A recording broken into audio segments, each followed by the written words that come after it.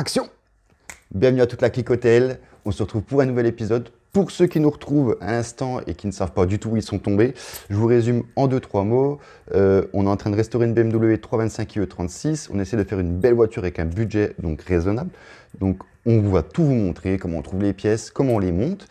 À cela va se mélanger aussi des présentations de voitures assez sympas, nos sorties circuit en time attack, en drift. On va tout vous montrer. Aujourd'hui, on se retrouve surtout, c'est pour parler de tout ce qui est jantes, pneus, déport, diamètre de centrage, anthrax. C'est un gros bordel. On va essayer de vous éclaircir un maximum, essayer de faire comprendre les choses facilement. Et donc, on se retrouve tout de suite, juste après l'introduction. Bienvenue sur OTL.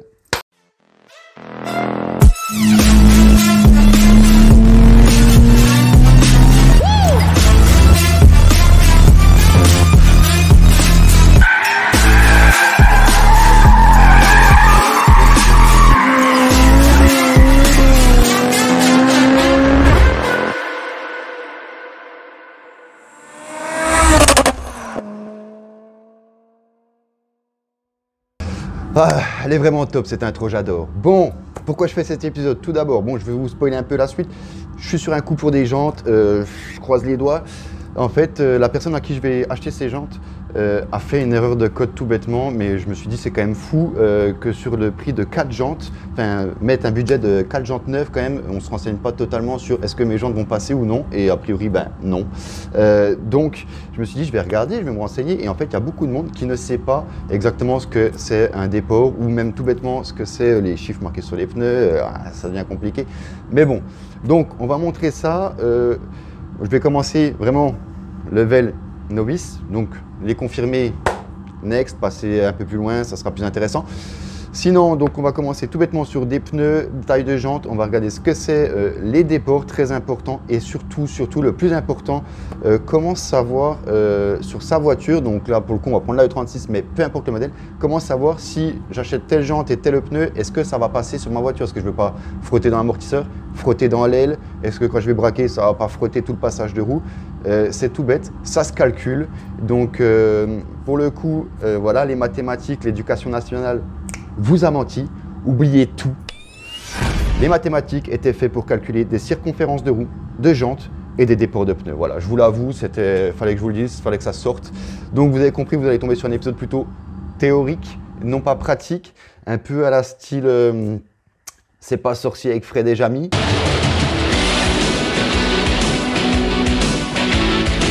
Donc bon, ben Fred et Jamy sont deux. J'ai bien quelqu'un avec qui le faire, mais bon, je vais vous me présenter. Donc personnellement, je ferai Jamy, celui qui explique. Et puis ben, on aura Fred, un Sparco. Voilà, lui. Donc Sparco nous aidera. Il fera celui qui ne comprend rien. Voilà. De toute façon, il ne comprend rien. Un Sparco. Voilà. Sparco, danse.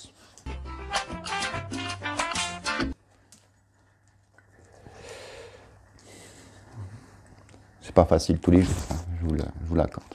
Alors voilà, on va essayer de faire court, rapide, condensé et facile. Alors j'ai pris pour ça des jantes 1,5 train pour schématiser ce que je vais vous montrer donc sur papier. On va commencer déjà par les jantes. Quand vous voulez acheter des jantes, vraiment important, il y a plusieurs points fondamentaux à regarder. Donc l'anthrax, ce qui est appelé l'anthrax, c'est ceci, là où vous venez mettre les vis de roue. Donc souvent chaque constructeur a les siens. Vous pouvez retrouver les anthrax différents sur internet. Voilà, l'anthrax BMW, exemple, c'est 5 par 120, le Peugeot, c'est 4 par 108. Donc 4 ou 5, ça signifie le nombre de trous. Et ensuite, vous avez la cote qui sépare chacun d'entre eux. Donc c'est vraiment important, car si vous n'avez pas les bons trous en face donc, de ceux-là sur lesquels il y a sur les moyeux, forcément, la roue ne se montera pas. Deuxième point très important, le diamètre de centrage. Donc c'est ceci, voilà, ceci qui vient se positionner sur cela, sur ce rond ici. Donc forcément, si celui-ci est plus petit que celui du moyeu, la jante ne plaquera pas ici. Et ici, il est plus grand, donc elle passera. Vous pourrez compenser avec des cales de compensation. Je ne suis pas vraiment fan, mais ça marche. Voilà, donc déjà, ces deux points vraiment importants. Ensuite, théoriquement, la jante, si vous avez ces deux points, ça rentre. Ce qu'il faudra, donc après, vous avez le diamètre de la jante, donc en pouces, du 13 pouces à du 23 pouces, selon les plus téméraires. Et sinon, ben, on a aussi la largeur de la jante en pouces qui permettra de mettre des pneus plus ou moins larges. Et dernier point qui est très important, c'est le déport de jante. Donc on verra plus tard le déport, donc c'est ce qui se trouve ici. Voilà, c'est cette partie-là. Par exemple, cette jante a un très faible déport et celle-ci, il est énorme. Vous voyez, ça c'est très important. Mais on va faire ça à la fin, on regardera.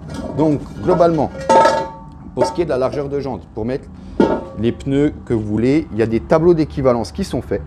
Voilà, donc exemple, moi j'ai l'intention de mettre des 7 pouces.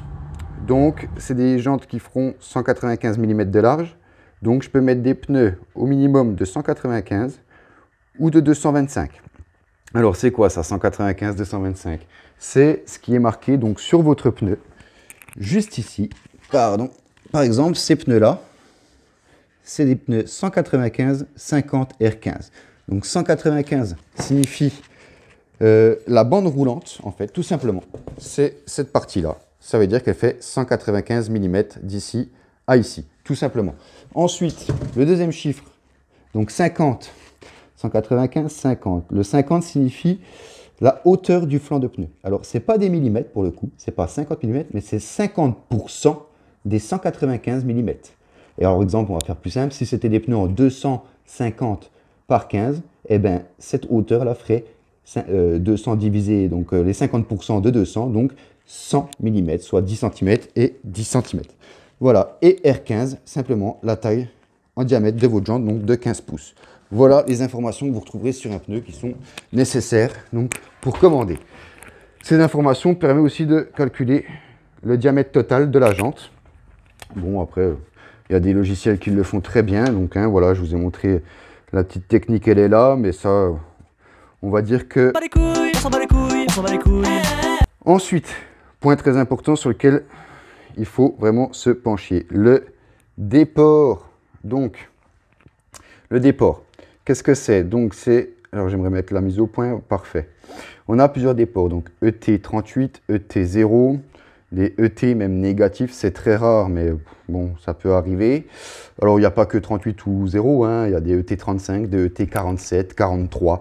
ET, qu'est-ce que c'est? Alors déjà, c'est une référence ET que vous pouvez retrouver dans l'intérieur de la jante. Souvent, c'est derrière les bâtons. Hein, on les retrouve souvent ici, notifiés sur les bâtons à l'intérieur. Donc, des fois, c'est ET ou juste le T. C'est les deux dernières lettres, les deux dernières lettres du mot offset, qui veut dire déport, en fait, en anglais. Et donc, ensuite, on a le chiffre, par exemple. Donc, c'est un exemple 38. Moi, c'est les jantes que j'aimerais avoir, des ET38. Donc, 38, c'est une référence donc, en millimètres, donc 3,8 mm. Mais à quoi ça correspond? Alors, je vais déjà vous montrer sur la jante avant de passer sur des schémas comme ça où vous n'allez rien comprendre. Sur la jante, simplement ET38. Donc, on va prendre la largeur de la jante. Imaginons, je dis n'importe quoi, qu'elle fasse, donc pour le coup, on va dire qu'elle fait 200, allez, on va dire 20 cm. Voilà, 20, on va parler en millimètres, elle fait 200 mm de ici à ici. Si on la prend à l'axe, donc je tire un trait à 100 mm, 100 mm, et bien, si je répercute ce trait donc, de 100 mm ici, donc que je mesure de là à là 100 mm, et que je tire un trait jusque là, donc imaginaire, hein, bien sûr, comme ça, et que je prends la mesure entre mon doigt et cette partie-là, et bien si c'est un ET38, de là à là, il y aura donc 38 mm. Donc si vous comprenez bien, plus le chiffre après les lettres ET est grand, plus cette partie-là de la jante sera ici. Et si on a un ET0, ça veut dire que l'axe de la jante est ici, et bien cette partie-là viendrait contre mon doigt. Donc ça serait beaucoup plus long. Si c'est plus long, que vous comprenez, au moment où la jante viendrait se poser ici, en exagérant, avec un ET0, je vais essayer de me mettre à peu près au milieu. Ça va être compliqué. Voilà, par exemple, là, je ne suis pas du tout au milieu, mais là, ça serait comme s'il y avait un gros déport. Donc un ET, je ne sais pas moi, ET55 par exemple. Voilà, on serait à 55 mm depuis l'axe de la roue sur cette partie-là. Donc, la jante ne sortirait quasiment pas. Maintenant, si j'ai un ET0, donc je viens à 0 mm de l'axe de ma jante, regardez la jante, hop, tout de suite, elle ressort côté de l'aile. Donc, pour faire simple, plus le chiffre est grand après ET, moins la jante sortira de l'aile. Voilà. Mais par contre, plus elle a de risque d'aller toucher à l'intérieur. Donc ça veut dire côté amortisseur ou voilà, ce qui peut avoir passage de roue. Donc voilà en gros ce que ça donne. Par exemple, moi j'ai calculé, ça m'a permis de calculer la place que j'avais pour mon étrier de frein. Donc vu que moi la jante fait 195 mm, j'ai tiré un trait à l'axe. J'ai compté 38 mm pour savoir où c'est que mon disque de frein allait venir. Donc, ça veut dire que mon disque de frein va venir là. Il me reste donc 195 moins, voilà, vous avez compris le calcul est tout bête. Donc, il me reste cette place-là pour l'étrier et tout ça va être dans le passage de roue. Voilà. Après, vous pouvez le calculer, voilà, pour un ET0. Donc, ET0, c'est tout bête, hein. On divise par 2. Voilà, il y aura 97,5 pour l'étrier, 97,5 dans l'intérieur du passage de roue. Voilà, tout simplement.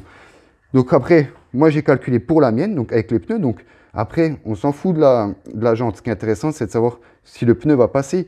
Mais c'est ça le problème sur les forums, les gars, quand je vois, ouais, ben moi j'ai une BM, j'ai mis du 225, ça passe large, vas-y, t'inquiète, commande. Et puis là, il y a Michel du 59, il commande les pneus en 225, puis après il gueule parce que ça passe pas. Ben ouais, mais parce qu'il n'a pas le même déport. Ça se trouve, Jojo 52, là, qui a commandé, ben, il avait un déport vachement faible, donc la jante sortait beaucoup, et donc le pneu passait à l'intérieur. Donc, ok, on peut calculer depuis le pneu, mais il faut quand même connaître le déport de sa jante. Voilà. Donc, tous les documents que vous voyez là, on vous les mettra sur la page Facebook. Et donc, moi, je vais me servir de ceux-là pour aller mesurer directement sur la voiture. Donc, ça, c'est le passage de roue arrière. À part avoir un risque, moi, de toucher dans l'amortisseur, je n'ai pas d'autres grands risques. Par contre, roue avant, là, on a tous le même problème, c'est qu'on a un angle de braquage. Voilà. Donc, là, par contre, ça ne va pas être la même. Donc, je me suis fait un outil que je vais vous montrer juste après pour pouvoir mesurer, calculer tout ça. Donc, voilà, en gros, le schéma. Donc, moi, je vais me poser sur le disque, enfin, sur la balle, sur cette partie-là, en fait. Je vais venir poser mon outil, une barre à mine, une plaque d'alu. Je vais poser mon mètre et ça fera, mon mètre, en gros, servira de faire comme s'il y avait un pneu, tout simplement. Donc, moi, j'ai déjà fait mes calculs.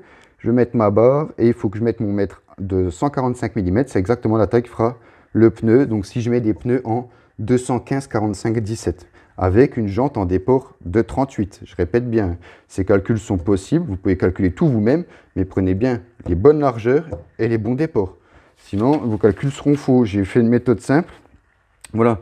En gros, pour résumer, avec une méthode de calcul simple, pour savoir la partie dans le passage de roue, vous prenez, donc pas le diamètre, mais la largeur de la jante, ok, ou du pneu, vous la divisez par 2, vous rajoutez le T, donc pour un pneu en 225, vous le divisez par 2, ça fait 112, plus un ET de 38, et en gros, il y a 150,5 dans le passage. Voilà, je vais vous montrer l'outil que je vais utiliser sur la voiture, et mon ami Fred, ici présent, va m'aider. Ok, voilà mon petit outil, une simple barre d'alu. Donc, moi, avec cette cote de pneu là, je vais avoir un diamètre de roue d'environ 625, enfin d'exactement 625,3. Je vais prendre 626 mm. Donc ça c'est le diamètre. Moi je vais avoir besoin que du rayon. Donc le rayon ça va faire 313 mm. Donc j'ai simplement mesuré de l'extrémité ici jusqu'à ici. Je me suis fait un petit trait donc à 313 mm. Ça représentera donc en gros ma roue. De là, je vais venir positionner un mètre au bout ici qui représentera donc la taille de mon pneu. Donc par exemple, moi, il faut que je vais avoir 150,5 dans le pneu. Donc je vais me prendre à 15 cm comme ceci à l'intérieur de la roue. Et donc ça, ici, si cette partie-là frotte quelque part à l'intérieur du passage de roue, ça veut dire que c'est pas bon. Donc en gros, là, je vais prendre mon demi-train. Hop, ciao la roue. Je vais venir me positionner. Donc où c'est que j'ai fait mon petit trait? À l'axe. Et je vais mesurer au bout là-bas avec le mètre en direction du passage de roue. Voilà. Donc là, on a l'ergot qui gêne. Donc je rajouterai bien sûr la dimension de ceci. Donc il doit faire 1,2 je crois de mémoire. Mais à prendre en compte quand même, parce qu'un centimètre dans le passage de roue, ça va quand même jouer.